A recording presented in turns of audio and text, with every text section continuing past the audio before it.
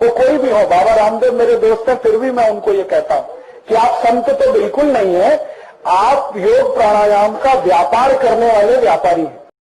प्राणायाम बाबा रामदेव ने सिखाया ऐसा नहीं है, ये तो 5000 साल पहले पतंजलि ऋषि सिखा के गए सबको।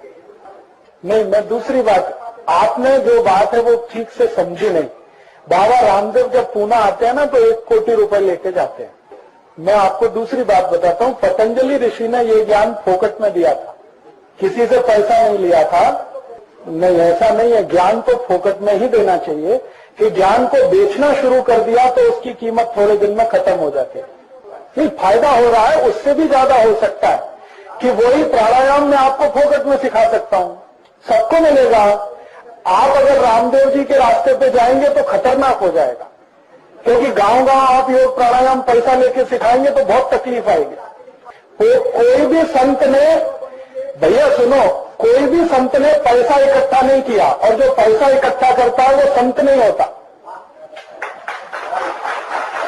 हमारे देश में संत की परिभाषा है कि जो 3 ऐषणाओं से मुक्त है, वित्तेषणा, पुत्रेषणा, लोकेषणा, 3 ऐषणाएं होती हैं। ऐषणाएं माने लालच। पुत्र का लालच जिसको है वो संत नहीं है, पैसे का लालच जिसको है वो भी संत नहीं है, और नाम सम्मान मिले उसका लालच है वो तो बहुत ही खतरनाक है, वो बिल्कुल संत नहीं है। तो आज के जो संत हैं वो कोई भी हो, बाबा रामदेव मेरे दोस्त हैं, फिर भी मैं उनको ये कहता हूं कि आप संत तो बिल्कुल नहीं है, आप योग प्राणायाम का व्यापार करने वाले व्यापारी हैं। जिस दिन आप निःशुल्क शिविर लेंगे उस दिन हम कहेंगे कि आप संत हैं, क्योंकि आपने जिस गुरु से सीखा उसने कोई शुल्क नहीं लिया, तो आप कैसे शुल्क ले रहे हैं किसी ज्ञान के लिए? ये तो ज्ञान को बेचना हुआ, और ये तो अंग्रेजों से भी ज्यादा खतरनाक है। भारत में कोई भी संत को पैसा लेना ये बहुत बड़ा पाप है। संत के लिए तो है कि पैसे को छूना भी नहीं, क्योंकि उससे ऐषणा पैदा होती है, लालच। और उनका लालच पता है कितना बड़ा है? 100 कोटि इकट्ठा किया, अभी पेट नहीं भरा, अब कहते 1000 कोटि इकट्ठा करूंगा। पहले जब वो निकले थे योग प्राणायाम सिखाने तो कहते थे 100 कोटि आएगा तो बस, अब 100 कोटि से बहुत जास्ती आ गया, 600 कोटि आ गया, अब कहते 1000 कोटि आएगा तो बस। तो टाटा बिरला और रामदेव में अब क्या अंतर है? जबकि पतंजलि ऋषि ने योग प्राणायाम को बताया कि ये जीवन की सबसे आवश्यक ज्ञान है, इसलिए निःशुल्क मिलना चाहिए सबको, और उन्होंने उसका बिक्री शुरू कर दिया। अब पुणे में कोई गरीब आदमी कैसे सीखेगा योग प्राणायाम? वो तो 2500 रुपए की टिकट नहीं ले सकता, 5000 रुपए की। लेकिन बीमारी तो उसको भी है, बीमारी कोटिपति को भी है, गरीब को भी है, तो गरीब तो बीमारी से बाहर निकलेगा ही नहीं कभी। तो संत की परिभाषा जो है, जो 3 ऐषणाओं से मुक्त है, लोकेषणा, वित्तेषणा, पुत्रेषणा, पैसे का लालच नहीं, घर परिवार का लालच नहीं, और मान सम्मान का लालच नहीं, वो संत होता है। अब ढूंढो कौन है संत ऐसा? बाबा सातारकर है क्या? मैं एक बार गया, मैंने कहा हमारे यहाँ भजन कीर्तन करने का वो 50,000 रुपए पहले लाओ, फिर डेट मिलेगी। मैंने कहा अरे आपको तो संत कहते हैं। तो उनका जो कहते हैं सो कहते हैं, 50,000 पहले लाओ, उसके बाद डेट मिलेगी, वो 3 महीने बाद, 6 महीने बाद। तो मैंने तो उसी दिन से छोड़ दिया कि ये तो कोई संत नहीं है, ये सब धंधा करने के लिए निकले हैं। किसी को 50,000 लेना, किसी को 25,000, किसी को 10,000, किसी को 5,000। कोई अपनी सदिच्छा से दे वो बात अलग है, भावना से दे। आपने रेट फिक्स कर दिया, 50,000 चाहिए, 25,000 चाहिए, 15,000 चाहिए। ये तो हाँ, आसाराम बापू का 5 लाख रुपए, उनका रेट 5 लाख रुपए। आप बुलाओ उनको, 5 लाख से कम पे नहीं आते।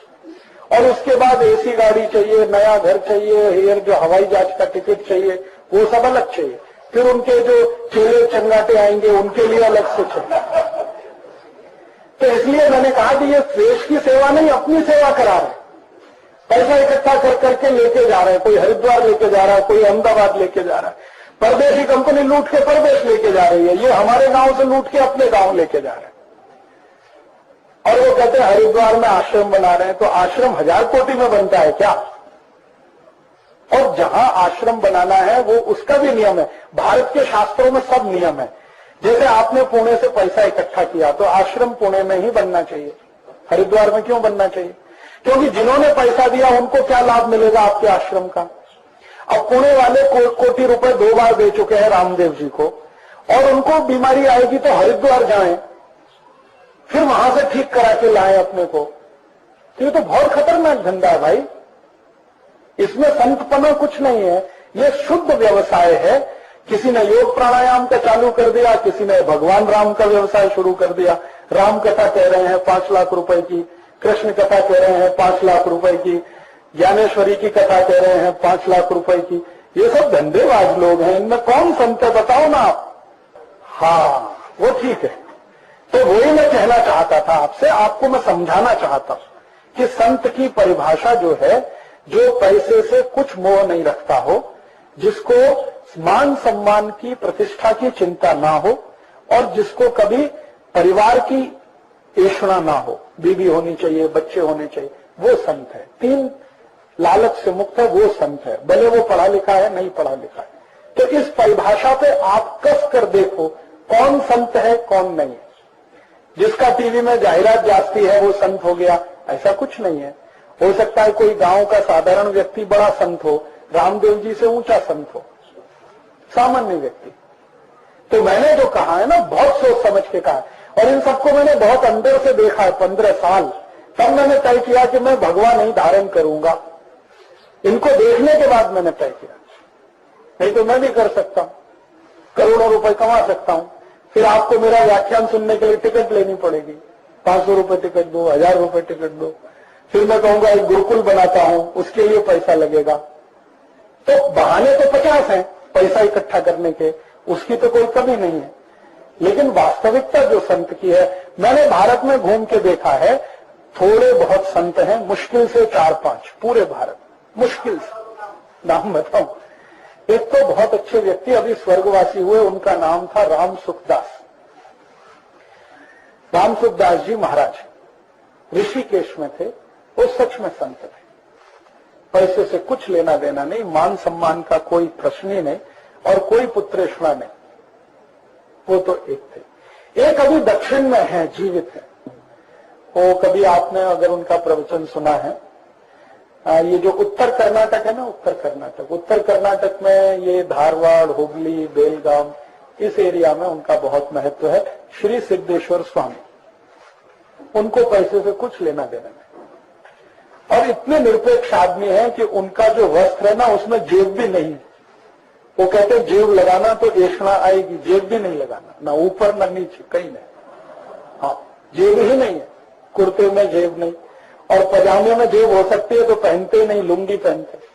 उनको कुछ पैसे से लेना देना नहीं, और सिर्फ पैसे से ही नहीं, मान सम्मान से भी लेना देना नहीं। कोई टीवी पे नहीं आते, कोई अखबार में इंटरव्यू नहीं करते, लेकिन जब उनके व्याख्यान होते हैं ना तो हजारों लोग आते हैं, और वो सवेरे 3 बजे व्याख्यान करें तो हजारों लोग 3 बजे आते हैं सुनने के लिए।